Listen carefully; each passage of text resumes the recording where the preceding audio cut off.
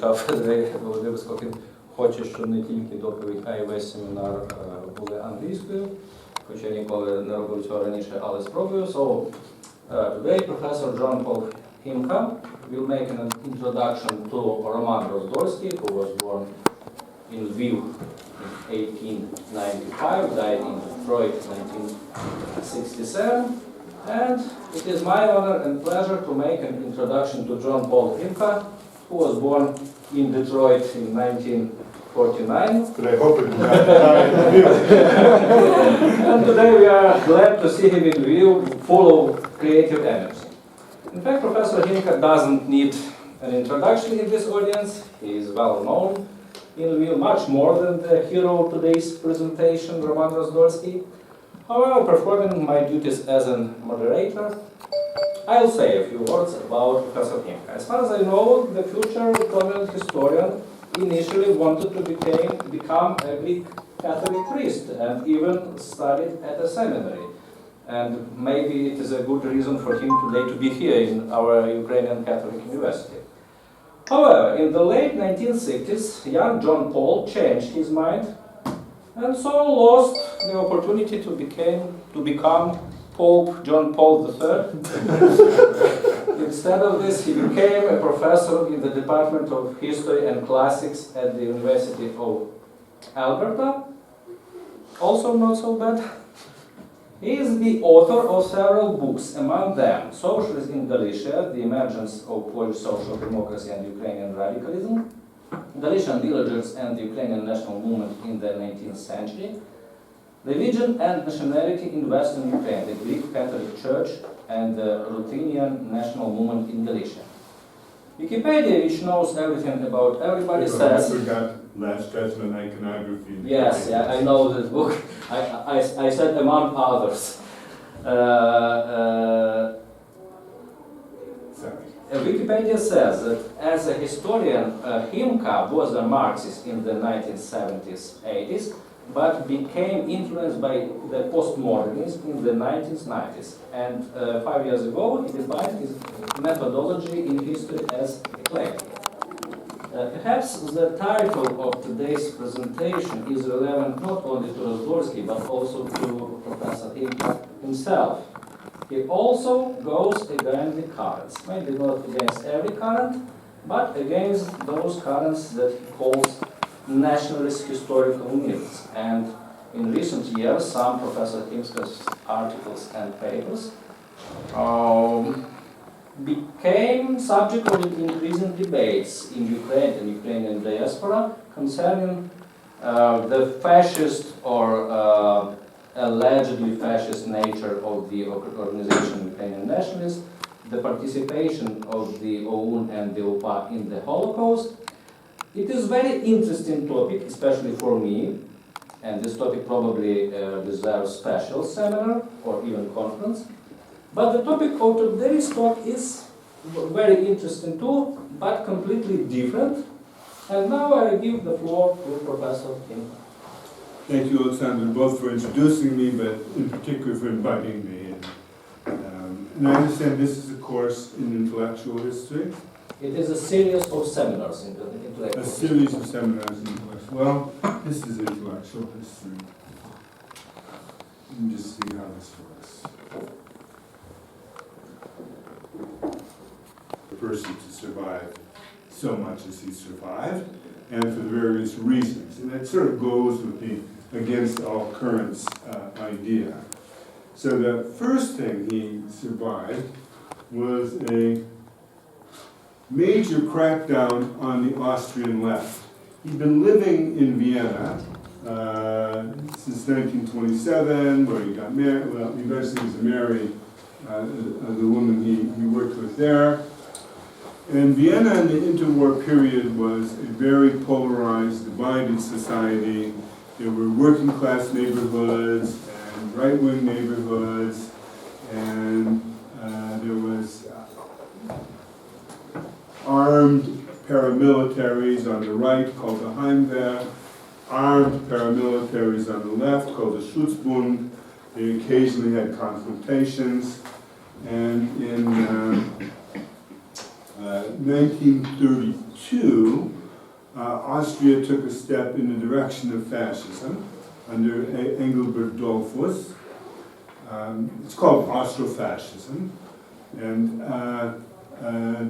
Dollfuss himself was more of a conservative, but he brought the fascists to power. Sort of one of those coalition kind of governments that existed in Germany and that existed in Spain after Franco, conservatives, monarchists, fascists.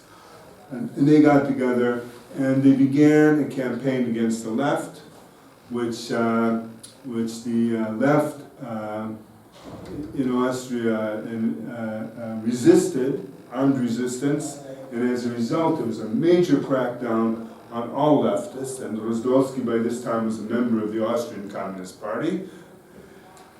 And his future wife was arrested, many others were arrested, and as I point out, in February of 1934, the fighting between the Heimwehr Schutzbund and Linz led to a general strike in Vienna, which led to civil war, actually in Vienna. 137 workers were killed, hundreds wounded, 21 leaders sentenced to death, and thousands of arrests. So, and Rosdolsky survived this by being deported, because as a communist with a foreign passport, he was simply kicked out of the country and had to go back to Poland, or as we know it, Lviv. Then, it was a matter of escaping from Soviets, because although he was a communist, he had opposed the Stalinist line right from the beginning. So in 1939, when the Soviets came into Lviv, he left for Krakow, just like the Banderites did, because he felt he would be arrested, which was absolutely correct, because he had a close, well, this is what he looked like in 1941. That's his wife Emmy, who he married in 1939, so she could come to Poland to Lviv with him. And by contrast, he had a close friend, Ludwig Rosenberg. I don't know if anybody knows who he is. Shortly. He had been, he was also a Communist Party member of the Communist Party of Western Ukraine, but he was a Ukrainianized Jew. He served in the Ukrainian Galician army. He was even an adjutant to Cornwallis, and also in opposition to Stalin. A Ukrainian national communist, of Jewish origin, but a Ukrainian national communist. Very interesting person. Very interesting person, very strong Ukrainian patriot. And he got married in 1939 or 38, just shortly before the war broke out. And his wife was very frightened. They lived in Warsaw. They moved to Warsaw from Lviv. They moved to Warsaw in 1938, 39. And his wife was so frightened that he would be shot because he was a communist by the Nazis. Not because he was a Jew, because they didn't really think that the Jews would suffer that much, but they felt that the communists would be murdered. So he fled from Warsaw to Lviv, where the Soviets invited him in for a conversation, and he was murdered shortly thereafter. He was murdered by the Soviet authorities. So Roman Rosdolsky made exactly the correct choice to go to the German zone of occupation. And then after the war, he settled in Austria, because he'd been living in Austria. His wife had come from Austria. He was fluent in German. He's born in the Habsburg monarchy, so Austria was a normal place to settle. But at that time, the Soviets still occupied parts of Austria, and they occupied parts of Vienna, and they were kidnapping people and bringing them into the Soviet zone of occupation, arresting them, and sending them off to labor camps, or even to execution. So in 1947, when one of his close friends was kidnapped and arrested, they immediately applied for emigration from Linz, where they were living in Austria, and moved to Detroit within a few weeks after the incident that scared them. So he survived the Soviets as well.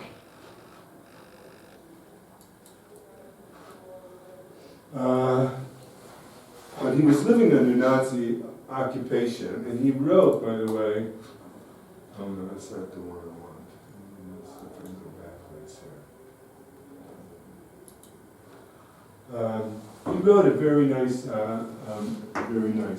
very sad, very poignant memoir of his time in Krakow, on the Jewish orphanage in Krakow, published by the Center for History of Center for Urban History of East Central Europe, here in Lviv, on their online, they have it there. And it's a very sad story. He was in a room, and the building next to him was a Jewish orphanage.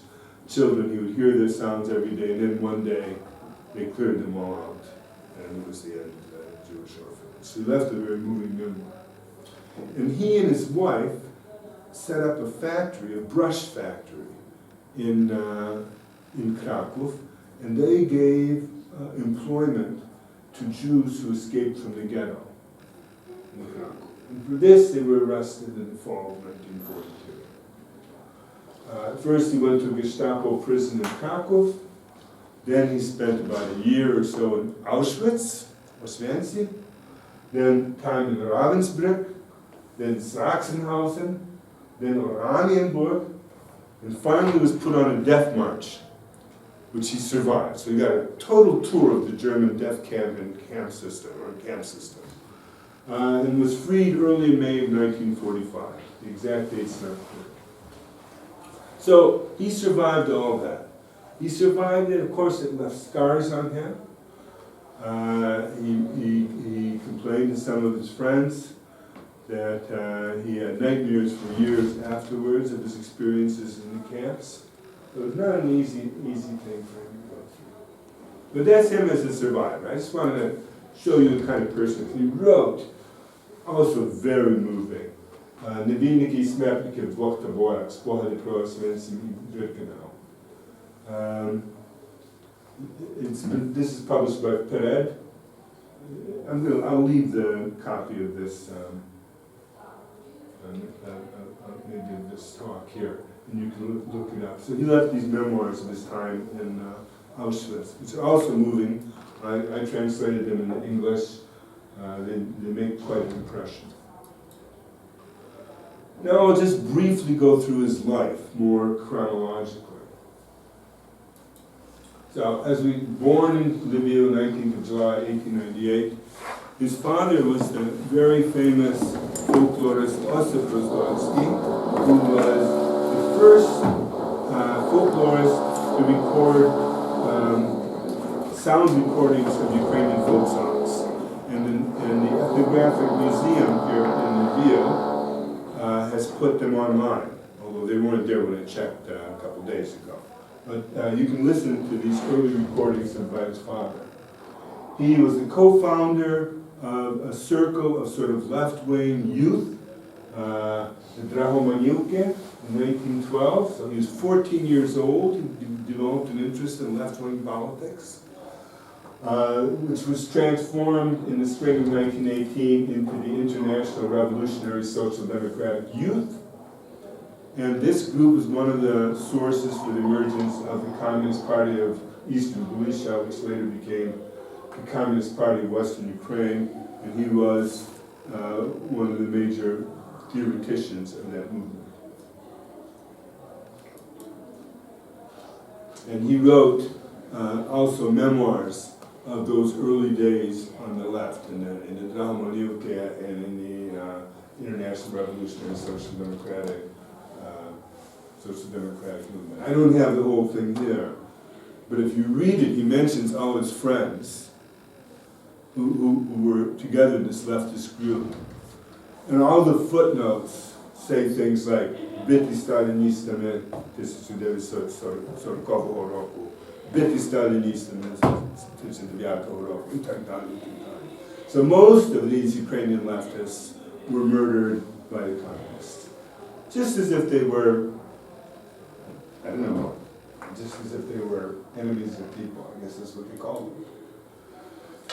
So he was drafted into the Austrian army in 1915, but he already was opposing the war as an imperialist war, which was the left wing of the social democratic movement, the so-called Zimmerwald left, Rosa Luxemburg, Lenin, other people like that who opposed the war.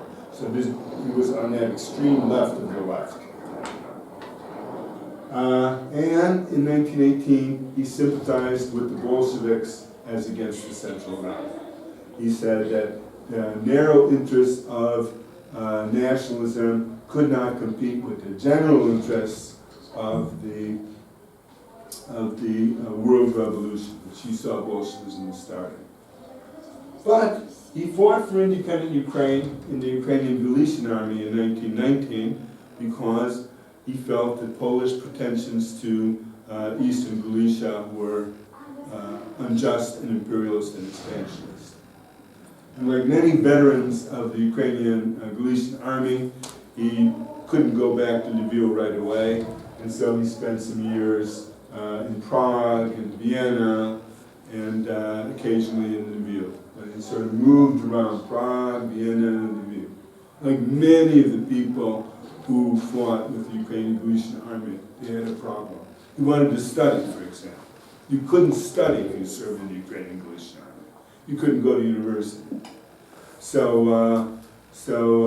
he studied instead in Vienna, like many other people did. So he's the founder of the Communist Party in Galicia, but he was excluded from the party in 1924 because he wasn't settled in Lviv and working on party work. He was too busy running around Vienna and doing research and other things. He's always a bit of a researcher. He's sort of a kind of revolutionary whose revolutionary activity was mainly historical and research. An interesting fellow. And then I've gone through this. He lived in Vienna until 1934, went to Lviv, stayed there till 39, Krakow until 42, toured the concentration camps until 1945, lived in Linz until 1947, and then moved to one of the greatest American cities, Detroit, where he died almost exactly 50 years ago. So like the 50th anniversary.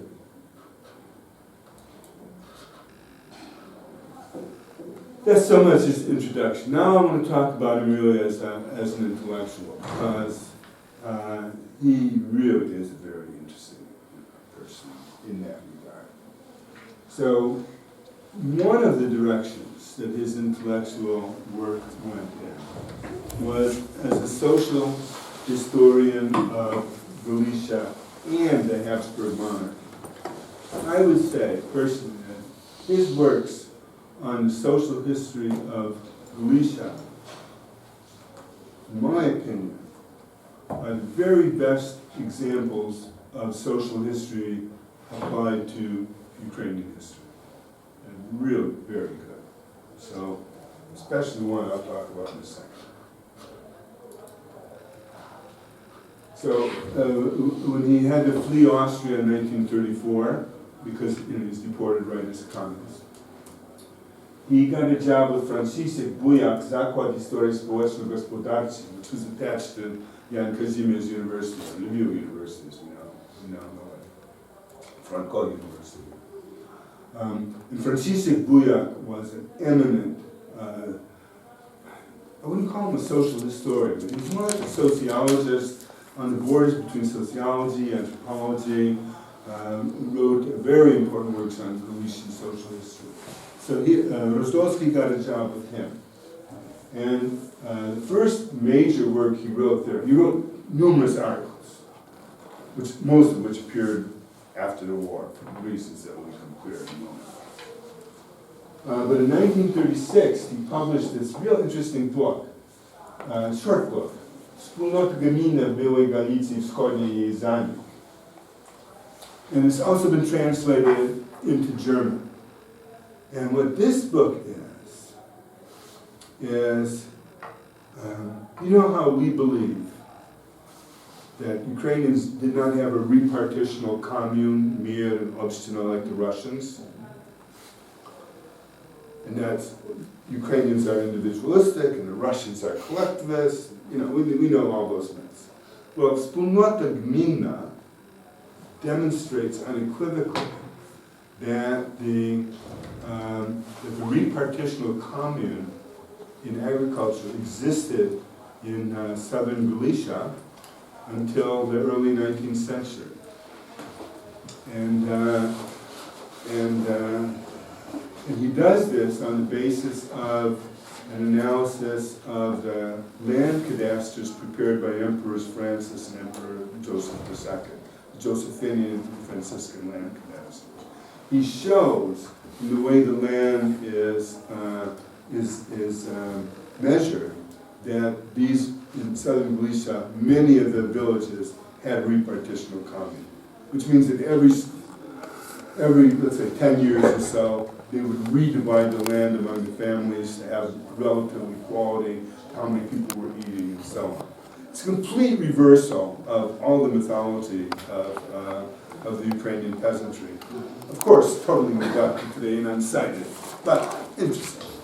But it's really brilliant work, absolutely brilliant work. Is Stosunki Podańcze Prawnej Galicji, which came out in Warsaw in 1962. And was translated in 1992 into German as well. This was a work he actually had completed in 1939. And it was about to be printed when the Soviets came in and stopped the publication. And any copies that were published were destroyed. But the Polish historians found a copy or the plates, one of the two, I just don't remember the story exactly, and decided that they would publish it again. And in 1962 they published it.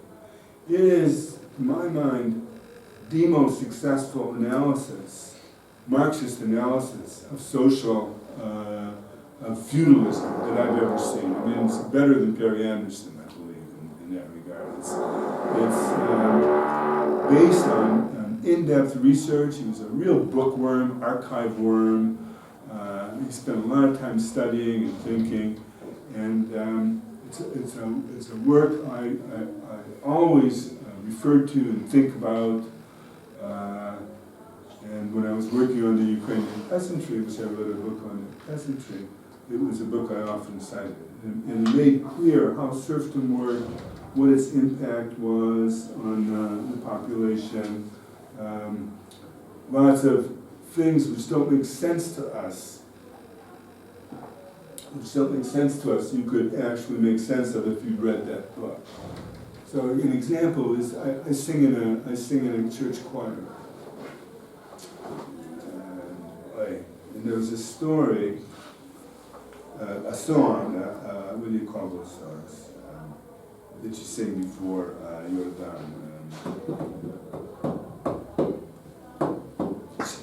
Szczepiłki. Yeah, it's a szczepiłka. Yeah, and in this, a young man is talking about various things, and he says, I found where a kunetsa, which I think is a martin in English, a kunetsa lives in a tree. Mm-hmm. And then he starts talking about some girl. And everybody in the choir had no idea what this could possibly mean. And having read Stosunki Podańcze, I knew exactly what it meant. In the old days, you used to have to give the skin of a kunetsa in order to get married. So what he had was the payment for his marriage to the Lord, and he had a girl that he could marry. That's what the song was saying. So that was, it's just a small example. Then he also wrote books that are considered very classics of Austrian Habsburg social economic history. Die große Steuern und Agrarreform Joseph II. It's a study of the land reforms undertaken or that was supposed to be undertaken by Joseph II, revealing all the kind of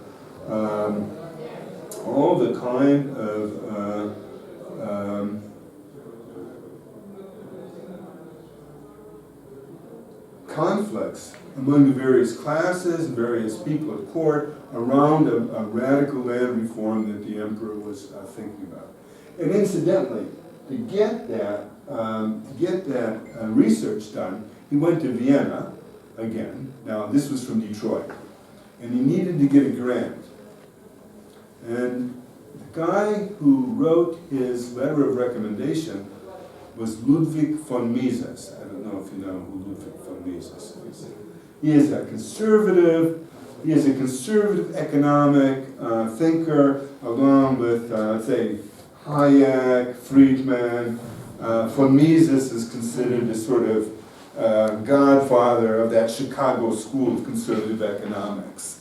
But the reason they did it is because von Mises had also written a book in German on serfdom in Galicia. And I guess he knew Rosdolsky's work, and he wrote the letter of recommendation. So across political lines, far left, far right. And he also wrote a very interesting book published posthumously on the peasant deputies to the Austrian Reichstag in 1948-49. And those would be mainly Ukrainian peasant deputies from Kovena, from Galicia, that were elected. There were others as well, but and it was about how the peasants not just behaved, because how they behaved was something that interested Austria in general, because these peasants would sleep on hay, and they would not have the right manners for the parliament. But he analyzed their positions and showed that they were all very rational, they were all thought through, and it's a really wonderful example of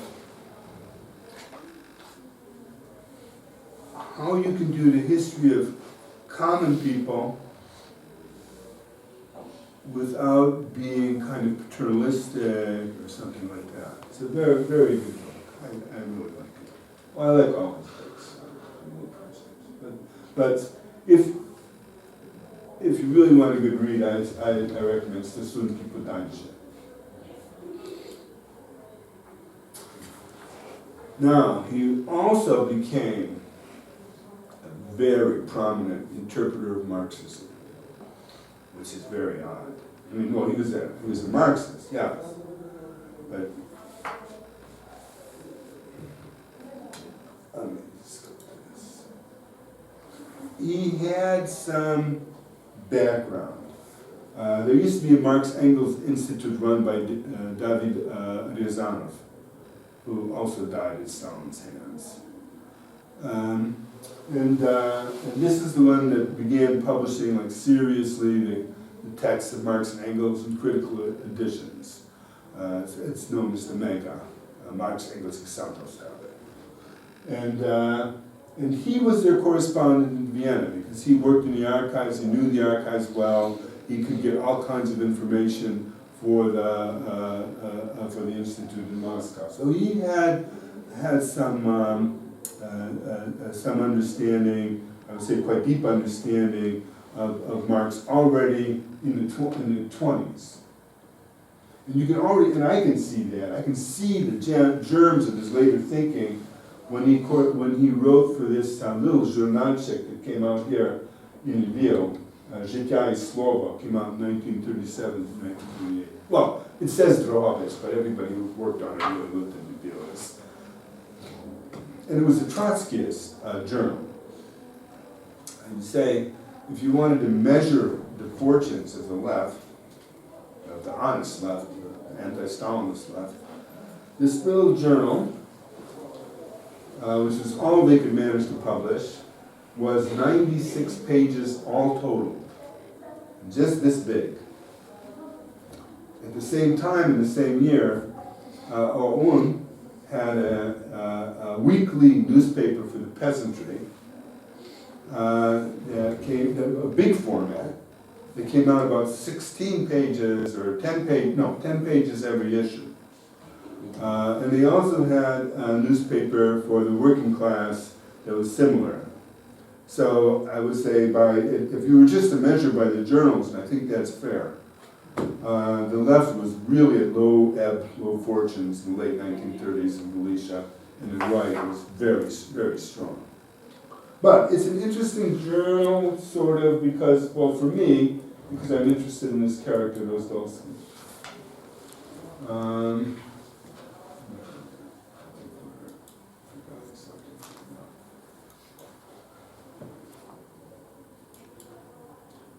So, a couple things I want to say. Well, I guess I'll go here. This is an article he wrote, I'll cite it a little bit later, on the dictatorship of falsehood, which is an analysis of Stalinism. That whole journal, Zhidai Slovo, was supposed to be a journal that criticized Stalinism and criticized Ukrainian fascism, as they called it. Although it was mainly the Front of National Unity that they criticized. And Donsol, Front of National Unity, and Krautio. It's a good journal, but mainly they criticized Stalin. All the time they criticized Stalin, because as far as they were concerned, the reason for the low ebb of the left in Galicia, and the reason for the popularity of the right, was because of the Soviets and their own behavior. That, just, look, killing people en masse doesn't win you a lot of friends and so on. So, they talked about the Stalinist crimes, mainly about arrests and show trials, but also they mentioned sometimes the famine of 1932-33. Anyways, but what is interesting here is, for me at least, is when he talks about what do you do when you've lost the political positions you once had. And so what do the people who consider themselves the workers' avant-garde, what are they supposed to do at a time like this? And he says, it's what they have to do is перетривати і держати за всяку ціну на своїх ідеологічних позиціях. Саме в тих позиціях заключається весь так дорого куплений досвід минулого. Дрібниці, що той чи інший назветься сектантством. По суті, це один із найкращих способів вийти ціло зі загальної руїни, єдиний підготовний засіб до нового скоку вперед у хвилю нового історичного припливу. His idea here, expressed at a low ebb, 1937 and actually 1938, is one of the reasons why he turned to trying to restore and go back to the beginnings of Marxism, was to try to figure out, I could say he was like the leader of a reformation in Marxism, to go back to the original text, to understand the original thought, and to build a revolutionary theory that would be more, that would be correct, would be absolutely correct and more correct. So this was his idea also in the 1940s, to go back to the original Marx and try to figure out what it was about. Now, I do know, you may not know, but in this time, 50s, 60s, particularly in the 60s, they discovered the young Marx. And the young Marx was very interesting, very Hegelian, talked about alienation, and a number of other things. So he was part of that move of trying to rethink Marxism. But in addition to this idea of his that one had to go back and rethink the doctrine, because obviously it had been screwed up.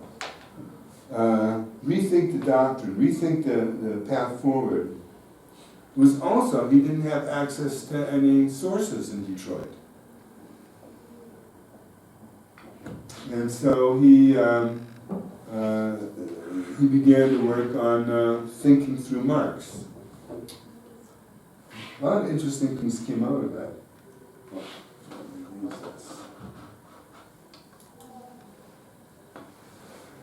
So the one book he wrote was very interesting to me. Engels, I'll use the English. Engels and the Non-Historic Peoples, the National Question and the Revolution of 1848. This is, all Marxists consider this a classic text on the national question in Marxist thought. This is the most would say, appreciated work on the national question in Marxist thought, and which originally published in 1964. And in it, he goes through the writings of Marx and Engels, particularly Engels, from the revolution of 1848-49, at which time Engels felt that the Germans were revolutionary, the Poles were revolutionary, but all these small Slavic peoples, Czechs, Ukrainians, Serbs, they were reactionary by their essence. They were peoples without history, the Geschichtslosenvölker, non-historic peoples. They emerged all of a sudden on the world stage to be the forces of reaction in 1848, and they deserved to be annihilated. He said we should annihilate these pig-headed nations even to their very names. And it's very unpleasant to read what Engels had to say about the Slavs and about East Europeans in general. Rosdolsky had actually written his doctoral thesis in 1929 on that very same topic. But the 1964 book completely reversed his point of view.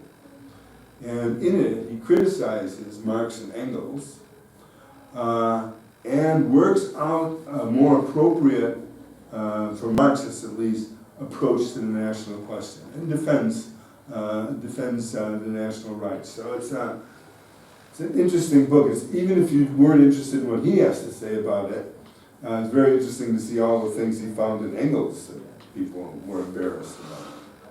And but it's a very nicely written book, I think. It's oh, and I have to say one other thing about this. He was not part of the new left, Rosdolsky. He really is the classic Marxist left, because the new left they read texts in French, Althusser, also in German, Marcuse, Adorno, Horkheimer, those people. But he, Rosdolsky, came from a territory and a place where he knew all the languages of classical Marxism. His German was absolutely fluent. He knew Russian. His Russian was fluent. He knew Polish for the text of Rosa Luxemburg. He could read everything, and he was familiar with it. So this put him in a unique position, really. But his major work was this Zur Entstehungsgeschichte des Marxischen Kapital, which was published posthumously. He was dead by the time it came out, but it really made his reputation. Translated in English as The Making of Marx's Capital. Translated into many other languages: Italian, Serbo-Croatian, French, Swedish, Danish, Portuguese, and Japanese. And it actually had quite an impact on Japanese development of Japanese economic thought. Well, we don't want to go there yet.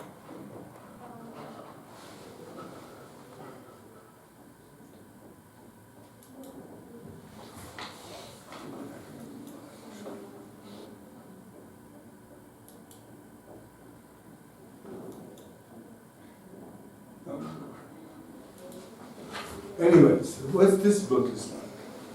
So, he had found in a library in New York, I think about 1952 it came out, a work by Karl Marx, which had hitherto been unpublished, called Grundrisse, which means foundations. Big, thick book. It was written in the 1850s by Marx. Capital came out in 1867. So it was, and what it was sort of like a first draft of Capital, but not exactly. I don't know how familiar you are with Marx's writings, but before Capital there was a contribution to the critique of political economy, which is a draft, important draft of the first opening chapters of Capital. But the Grundrisse was not intended as a finished product. It wasn't like a book that he was writing. It was a series of notebooks where he tried to explain things and worked them out. They're long, very long book. I think in my published copy is about 600 pages, which I did read through. And what Rosdolsky did was he looked at this earlier draft, which was much more Hegelian, let me put it this way, overtly Hegelian than Capital. And it was closer to that young Marx, who was very Hegelian. Capital, too, has a lot of Hegelian stuff in it, but I'll leave that aside because it's not what we're talking about. But, so what he did is and I have to say that this was in the days before Xeroxing. He was able to borrow the book from the library for a while, and then he had to go, I guess, back to Detroit and didn't know what to do, so he typed out the Grundrisse for himself so that he could work with it. This is the days before scanning, Xeroxing, and so on. So he could work with it, which probably gave him a good knowledge of the text as well. So what he was able to do was to see how Marx was formulating his ideas earlier, maybe, say, 10 years before he actually had a finished product of Capital. And then other drafts in between, like Contribution to Critique of Political Economy. And he was able, by constructing the development of the ideas through the Grundrisse, to understand the argument of Capital such as no one had understood it before. And it was a real revelation to Marxist economists. The only other major Marxist thinker on the economy was Ernest Mandel, Trotskyist writer, and he wrote an obituary for Rosdolsky. He had read the book in draft and thought it was just a work of genius. And he first presented it, before it was even published, on the strength of it being published, shortly before his death, he was invited to a conference to celebrate, 1967 would have been the 100th anniversary of the publication of Capital. So he was invited to a huge, very important conference on the 100th anniversary of Capital. Louis Althusser, a whole bunch of other major Marxist thinkers were there. And he was there as well. And he wrote, and he was actually the first speaker. And it's a place of honor in those European conferences. And he wrote to his friend Ivan Sakrivnitsky, he said, I was very proud that as a Ukrainian, I was the featured speaker at this conference. So he always had a very strong sense of his national identity. But the book it just makes so many points about the previous misunderstandings of Marxist economic theory. I'll just give you one example.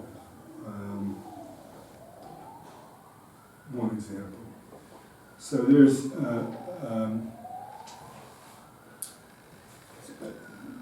something called the immiseration theory. And supposedly Marx had argued that capitalists would grow richer and workers, the proletarians, would grow poorer.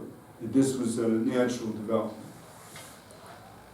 Which, of course, would be absurd in some ways, because how poor could you get? I mean, there's limits after which you cannot get poor and survive. But Rosdolsky followed the argument more carefully, and he said, it's not necessarily that the workers get more immiserated, but what happens, he says, is that capital grows larger and larger, and the distance between the workers and capital gets bigger and bigger over time. And I would say, looking at his sort of cleaning up of Marx's thinking through Marx's own thinking. That if you look at it from the perspective of 2017, workers and ordinary people are living fairly well. Most people have smartphones, they have cars, they maybe not here, everybody has cars, but some professors do. Okay. But the point is, you can live fairly well, but compared to the people who have real money, that distance is growing. The Bill Gates, the Warren Buffetts, the Yanukovyches, others like that. If you read Chrystia Freeland's book, Plutocrats, you'll realize that, yes, what's happening is precisely what Rosdolsky writes about in the making of Marx's Capital, which is that it's not that the workers are getting poorer, but the capitalists is getting richer and richer and richer. And that's the case. Very interesting. It's a classic book.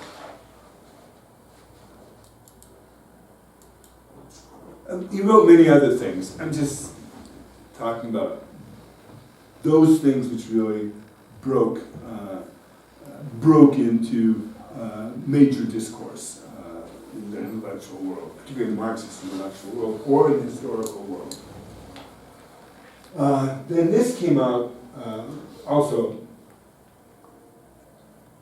posthumously, Studien über revolutionäre Taktik. And it is a study of Lenin's thought, and mainly about his tactics, precisely, as you can guess. And but not just that. He wrote. There's an article on the January strike, on the peace treaty of January strike in Vienna, and the peace treaty of Brest-Litovsk, and in it he analyzes what should be a socialist politics. And he still remained till his death a great admirer of Lenin and a great admirer of the early Bolshevism. So this is from 37-38, what I have on the board now. But that's why I thought that 37-38 was important, because he also wrote this article called Sur analyse de Russische Revolution, towards an analysis of the Russian Revolution, where he tries to argue that, he also wrote, he wrote a number of articles on Lenin that are interesting, but where he tries to show that there's no continuity between Lenin and Stalin, between the early Bolsheviks and the later Bolsheviks. And here are some of the points he makes. One, he says that Bolshevism was a political tendency, but it was only one of the factors that influenced the history of Soviet Russia and the Soviet Union. Because besides the working class, there was, he says, 100 million peasants, various nationalities, and the cultural level of the country had to be taken into account. And he puts it really well someplace down there, where he says, it's true that they seized power in the country, but they didn't seize power over the historical process. They were only part within that historical process. And that historical process could mold them as well. And the result was Stalinism. So he has a number of arguments, which he then also makes in those later 1940s, 1950s, 1960s articles, which are already in the germ there is in 37, 38. I think we're coming to the end here. Oh, here's just a few concluding remarks. So, I guess maybe particularly with regard to the 50th anniversary of his death, more and more attention is being paid to him. There is a biography, just came out while I was in Lviv, which would be sometime after August 15th. On he and his wife, Roman Rosdolsky. There's a leftist group in Vienna called the Rosdolsky Kreis, the circle, the Rosdolsky circle. And they put out this biography, Permanent in Grüßen, with permanent greetings, which is how Rosdolsky used to sign his personal letters. Who is those? Who is those? The people? Yeah, who is those? Oh, who are the Rosdolsky guys? Yeah, no, but who is those of this book? The author? Yeah. The Rosdolsky guys, collective work. I actually wrote the foreword. So I wrote the foreword. Okay, I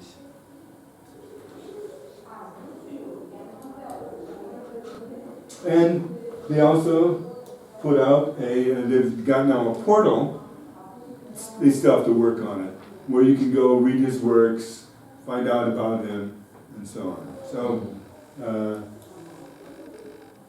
and also in Ukraine, Spina, which is a left-wing Ukrainian journal, they recently, in honor of his 50th anniversary of his death, published Ernest Montage's obituary of Rosdolsky. So, I say he's a basically forgotten character here in Lviv, which is not unusual when you consider that, Raphael Lemkin and a whole bunch of other forgotten people are out there that the rest of the world knows about. But Lviv doesn't. And this one is particularly, I think, interesting because he is Ukrainian, patriotic, not a nationalist. Made his reputation in very erudite spheres, and unusual for Ukrainians, I would say, to be name another Ukrainian who wrote a major book on the economic history of another country. I don't think you can think of many who were cited. And he wrote books on Austrian and socio-economic history that the Austrian historians read all the time. He's written books that the Marxists read all the time, debate about, criticize, discuss in the discourse. And I think he's worth studying. Like all figures, he's got his strong points, he's got his weak points. We all come to each figure in history, each intellectual, with our own subjective views, but he's, I think, of the stature that demands that we really confront his thought. On that, I'll end. Thank you. And the floor is open for questions and comments. Можно по-украински, прошу. Yes. I'll ask in English. Fascinating lecture. I was interested, earlier you mentioned his disagreements with the Rada, and I was wondering if you could elaborate on his beliefs on Ukrainian nationalism and where Ukraine's place was regarding the Ukrainian question. Yeah. Well, he believed very firmly in Ukrainian independence. Independence from Poland, independence from Russia, because those were the major contenders. I mean, the little German interludes are, it's too obvious. So he was definitely for that. He was definitely for the independence. And he felt that in the Soviet Union, Ukraine also should be independent, have its own independent policies, so very much a national communist. And feeling the repression of the national communist movement, the suicides of Skripnik, the arrests of all the national communists, hurt him very much. Also the arrests and murders of the old Bolsheviks, but for different reasons. But his view was that although you defend Ukraine, if necessary for the general good, you could not put national interests above that. So he didn't believe in Nazi upon vse. but he did believe in standing up, demanding equality, demanding recognition,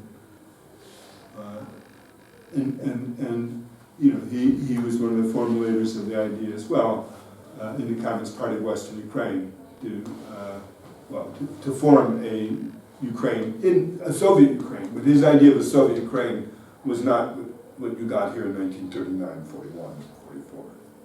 It was a different place. By the way, I read that international revolutionary social democracy in the early 1918, in spite of their sympathies to Bolshevism, condemned the march of Bolshevik troops to Kyiv. However, most of members of this group then became members of the Communist Party of Eastern Galicia, and even members of Central Committee of this party, for example, Krylik Vasiliki, Yes. and others. But I think the thing here is that anybody, and you certainly, and probably your students, are aware of all the extreme chaos of the years 1917 to 21. How many times power changed hands, and in addition, even though we talk about things like the Ukraine, let's say the Ukrainians, but there was quite a difference between the Central Rada, quite a difference between Central Rada and the Hetmanate, and the Directory, right?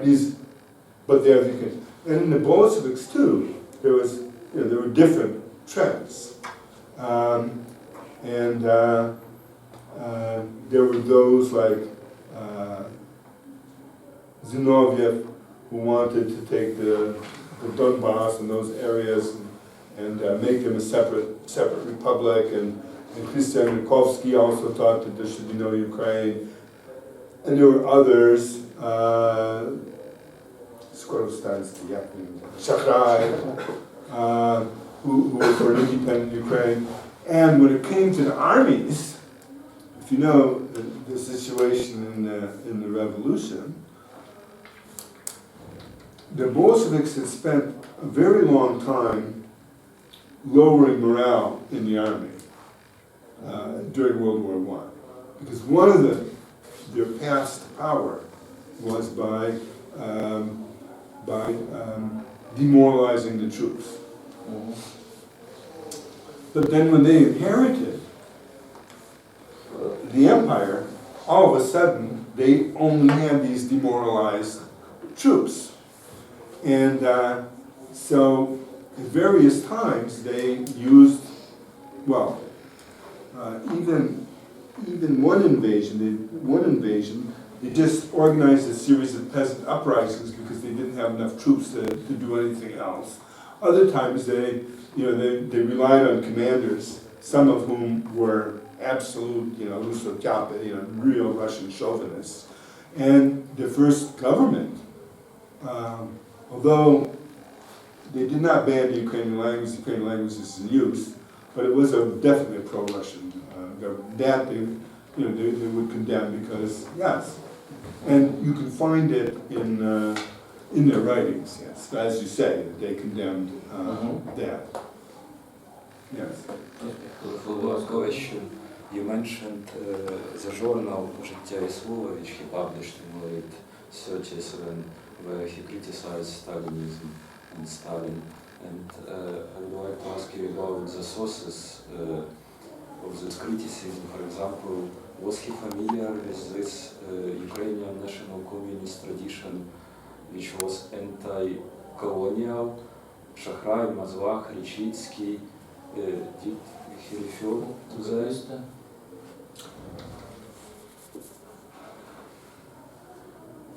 He mentioned, he didn't mention those particular names in Życia i Słowa. He was more mainstream names. So his criticism was not anti-colonial. Yeah? He didn't consider these relations as colonial. No, I never saw that. Not in so many words. Let's say that Volobuya, for instance, spoke outright about colonialism. I didn't see that in Життя і Слово, which I read from cover to cover, it's only 96 pages. But, and no discussion of economic exploitation of Ukraine. Ukraine as a victim of Russian chauvinism in that general sense, yes, but not using the colonial metaphor. And second question, my more general question, very short, but from your talk I understood that Rosdolsky is a prominent intellectual historian and social historian, but could we say that he was original Marxist thinker, or he is just a historian, intellectual historian? No, he wasn't an original Marxist thinker. He was not an Althusser, he was not like Lenin, you know, he was creative, whatever you might think of him, he was a creative thinker of Marxism. No, he was more, I use the term Reformation.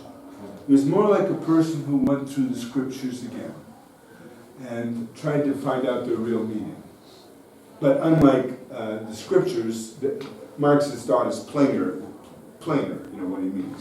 So no, he was a historian and an interpreter.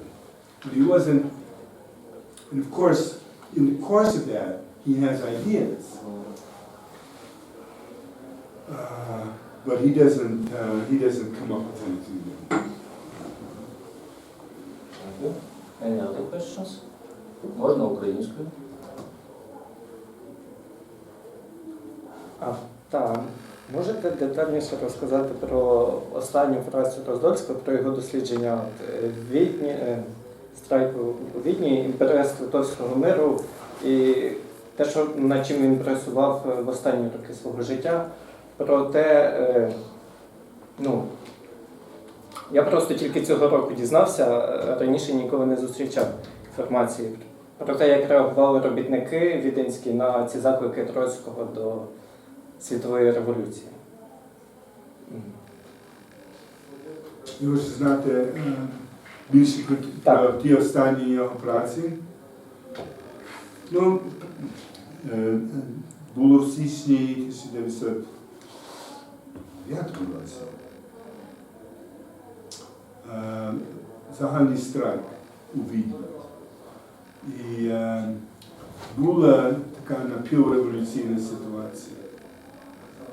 І австро-марксисти, які вагалися між більшовизмом і соціал-демократією старої школи, в кінці вибрали не революційні способи, як той загальний страйк, а вибрали замість того таке пасивне ставлення. І для нього це є дуже важливо, бо він вважав, як всі троцкісти,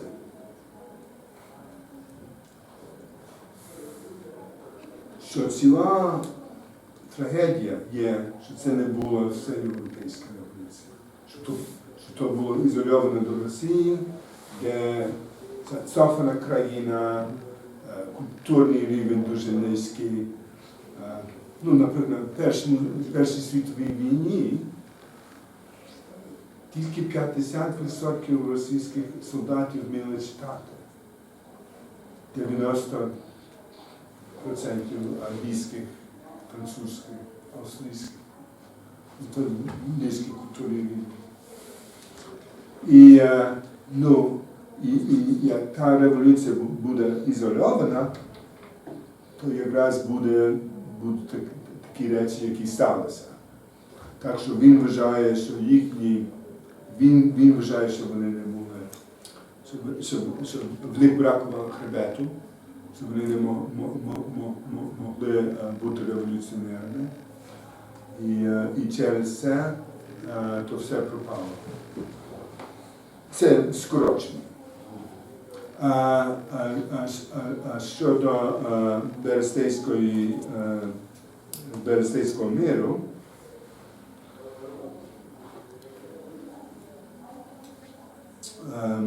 Це є студія тактики Леніна під час переговорів. Бо, очевидно, Троцький головно вів ті переговори з центральними потугами. Але Ленін весь час критикував, мав свій погляд. І це є, він стежить за тим, як Ленін то все зрозумів, і в кінці мав рацію. І ці дві статті мають відношення до того, як революціонери повинні поводитися в таких ситуаціях. Але також в тій серії були інші. Була стаття про Союз визволення України, яка з'явилася в журналі сучасності в українському перекладі. Були дві цікаві статті про Леніна. І в кінці його життя він мав мікрофільми з різних дипломатичних архівів. Він хотів писати більше про той мир після Першої світової війни. І той Studien über revolutionäre Taktik, це тільки частково те, що він планував. Це, я б сказав, навіть до певної міри навіть не цілком завершені статті. Thank you. Any other question? So in his comments on revolution and how socialist revolution should happen, I'd be interested to know, did he have any comments on Macron? Never. Any of those periphery? Why not? Did he have a general opinion about non-communist or Bolshevik revolution? No, I think that he probably shared the general Bolshevik low estimation of the anarchists. I have a question concerning his Trotskyism. Was he really committed Trotskyism? What was his attitude to Trotsky himself? And connected question, was the journal «Життя і слово» exactly Trotsky's journal, or it united different leftist, anti-Stalinist groups in Western Ukraine? Okay, Alexander, I laughed because basically the journal was written by three guys. Stefan Rudek, Ludwig Rosenberg, Roman Rosdolsky. So the groups were not Not united. so three friends. But it's interesting to me because I'm interested in Rosdolskyism. It was connected with the Polish Trotskyism.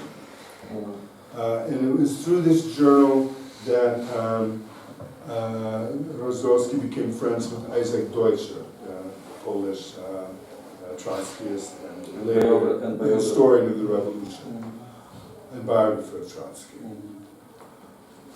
I would say he was impressed by Trotsky's, so he admired those things, but on certain points he was closer to the right, earlier on. So he definitely agreed more with Lenin than Trotsky over the Brest-Litovsk negotiations. He couldn't agree with everything Trotsky thought about Marxism. I would say he became more of a Trotskyist the more Stalin blamed all the ills of the revolution on Trotsky. You know, so that when so many people had been killed, and Trotsky was the communist outside that milieu, outside the Soviet Union, and for a long time out of the reach of Stalin until that Mexican communists killed him. That at that time he turned more of his attention to Trotsky. He also was a great admirer of Rosa Luxemburg. Not as a thinker, because he thought she sort of screwed up her interpretation of Marxism. But what he liked was a revolutionary thought. He believed in revolution. Although most of his life he sort of had to run away from people.